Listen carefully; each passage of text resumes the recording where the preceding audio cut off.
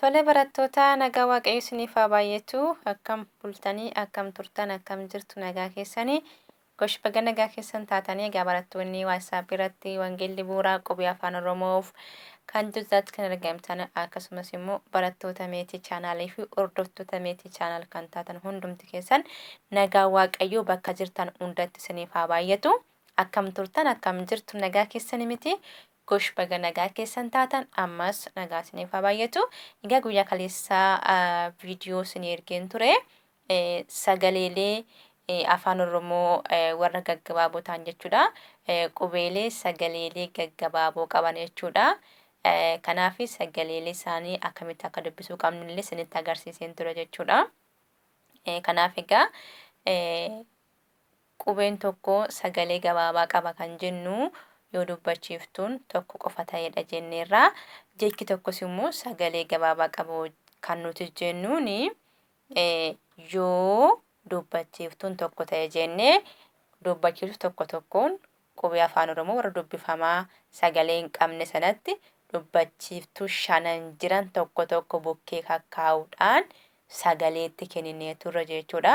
Egaa sagaleelee qubee afaan Oromoo kaleessa ba, bi, bo, bu jennee dubbisnee turre. Har'ammoo isa dheeraasaa waliin ilaalla kaamee gabaabaa isaa amma kana ilaalleetti gara dheeraatti immoo darbina jechuudha. Har'a barumsi keenya isadha jechuudha. Egaa barumsi keenya har'aa qubee sagaleen isaanii dheeraa ta'an waliin ilaalla. Qubeen tokko sagalee dheeraa qaba kan nuti jennu yoo dubbachiiftuun gosa tokko lama ta'e walitti aanee barreeffamedha. Jechi tokkos immoo sagalee dheeraa qaba jechuu kan nuti dandeenyu yoo dubbachiiftuun gosa tokko lama taatee walitti aantee barreeffamtedha. Kanaaf dubbachiiftuu jalqaba irratti A lama barreesseera, E lama barreesseera, I lama barreessee, O lama barreessee, U lama barreesse jechuudha.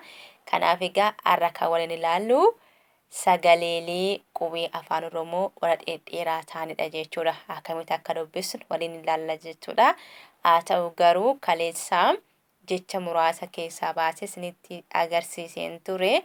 Gosoonni jechoota afur turanii jecha laafaa, jabaataa jechuudha. Amma garuu mataa kanan tuttuqaa jiru jecha gabaabaa fi jecha dheeraa dubbachaa jira jechuudha. Gadi fageenyaa isin barsiisuu baadhayyuu garuu tokko jenneetu jecha gabaabaa, jecha dheeraa, jecha laafaa, jecha jabaataa, jecha irra butaa, jecha hudhaa kan jedhu gadi fageenyaan boodan baranna jechuudha. Amma garuu kan ilaallu warra qubeelee sagaleelee dheeraa qaban ilaallaa jechuudha. Egaa waliin haa dubbisnume.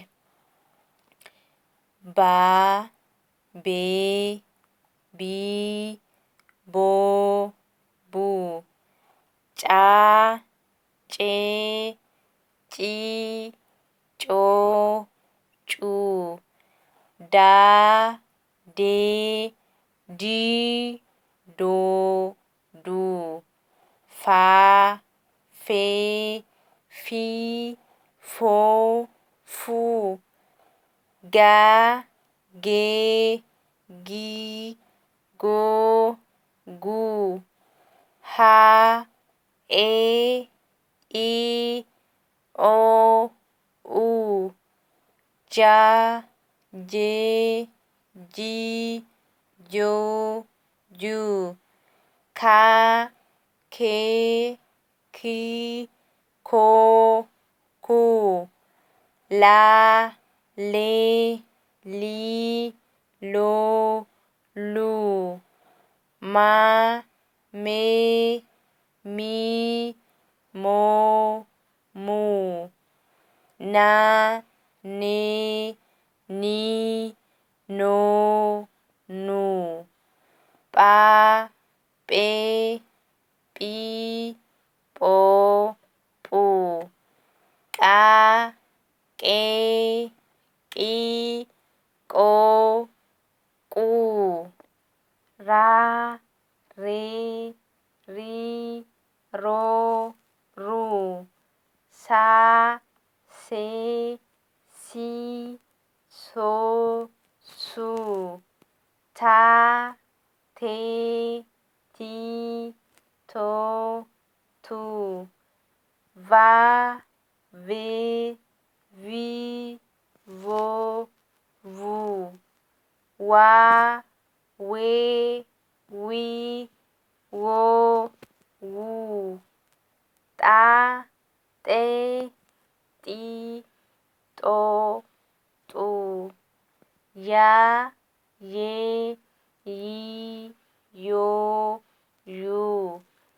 Zaa, zee, zii, zoo, zuu. Egaa akka kanatti dubbisnee fixneerra jechuudha. Acha dheerataa arrabni keenya gaafa dubbatu. Kanaaf egaa jecha dheeraa as keessaa ba'u jechuudha kan ijaaramanii. Mee xiqqooshi waliin ilaalla jecha dheeraa as keessaa kamitti akkan baasee ijaare jechuudha. Egaa sagaleelee qubee afaan Oromoo warra dhedheeraa ta'an dubbisnee fixnee isaan keessaa immoo baasee akkamittan akkan jecha ijaare isinittan agarsiisa jechuudha. Egaa sagaleef sagaleen walitti dhufuun jecha nuuf kenna. Sagalee waa fi sagalee qaa. Waaqa. Sagalee uu fi sagalee maa. Uumaa. Egaa uun sagalee mataa ishii qabdii. Dubbifamaafis sagalee kenniteneera. Egaa duras bu'uu dandeessi egaa bakka kamittuu dubbifamaa duubas duras hin dhufte jechuudha dubbachiiftuun sagalee mataa ishee qabdi waan ta'eef jechuudha. Sagalee gaa fi sagalee rii gaarii. Sagalee caa fi sagalee laa caalaa. Sagalee naa fi sagalee suu naasuu. Jecha naasuu jedhu nuuf jechuudha. Boo fi sagalee naa boonaa. Sagalee aa fi sagalee rii haarii. Sagalee guu fi sagalee tuu guutuu. Akkatti nuuf fida jechuudha. Egaa isaan kun sagaleedha. Kunis sagaleedha. Isaan kun immoo jechaa jechuudha. Waaqa, uumaa, gaarii, caalaa, naasuu, boonaa, aarii, guutuu. Akka kanatti isinis qubeelee sagalee dhedheeraa qaban kana keessaa mee jecha baasaatii ijaarame. Jecha gaafa baaftanii ijaartanii zim jettaniima qubee walitti fifiddanii barreessitanii kun maal jedha laata jettu. Yeroo tokko tokko jechuudha warra isin barsiisaa jiru akkasitti miti. Dursa afaan keessan keessatti dubbadha. Waan barreessuu barbaaddan dura dubbadha. Duratti yaada. Erga dubbattanii erga itti yaaddanii booda qubee jecha isin dubbatta isin ibsuu danda'u barbaada. Ani amma waaqa jedhee barreessuu ergan barbaade waan barbaaddadhe asitti waa barreeffadhe sagalee waa. Ammas immoo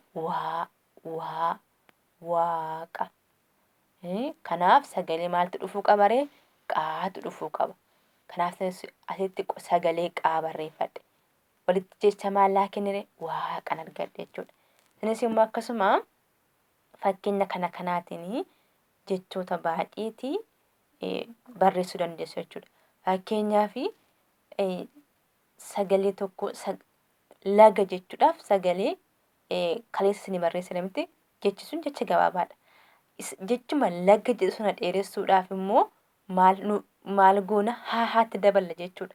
Qoonqoo keenya laagaa jechuufillee qubee sagalee dhedheeraa qaban qubee laa fi qubee gaa yookiis immoo sagalee gaa fi sagalee laa isaan kun lamaanii walitti dhufaniitoo sagalee laa fi sagaleen gaa laagaa haala kanaan dura dubbadhaa sanii booda immoo qubee sagalee gabaabaas yoo ta'e dheeraas yoo ta'e kan isin ijaartan sun walitti funaannattu jechuudha.